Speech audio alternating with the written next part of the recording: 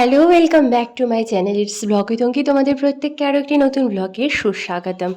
তো সন্ধে হয়ে গেছে আর রেডি হয়ে গেছি। তো আজকে বেরোবো অর্পির সাথে। অর্পি চলেও এসেছে আর এখন দুজনে মিলে বেরোবো। আর আমার গলার অবস্থা শুনে বুঝতে পারছো, যখন আমি ভয়েস ওভারটা দিচ্ছি তখন একদম গলা বসা, পুরো ঠান্ডা লেগে আছে। তো যাই হোক, এই যে সখীও চলে এসেছে আর এখন আমরা সাজুগুজু করে বেরিয়ে পড়লাম পুজো পরিক্রমায়। তোমাদের সাথে ভিডিও শেয়ার করছি যতটুকু যা ভিডিও ক্লিপস আছে।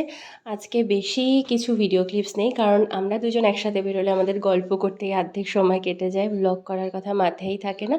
তো যতটুকু যা আছে তোমাদের সাথে শেয়ার করছি, তোমরা দেখতে থাকো।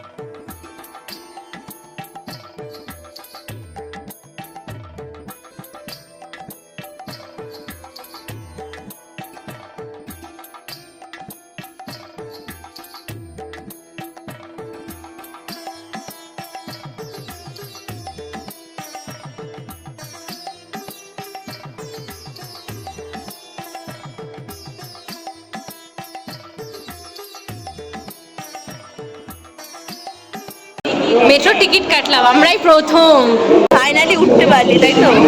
ফাইনালি উঠতে পারলাম।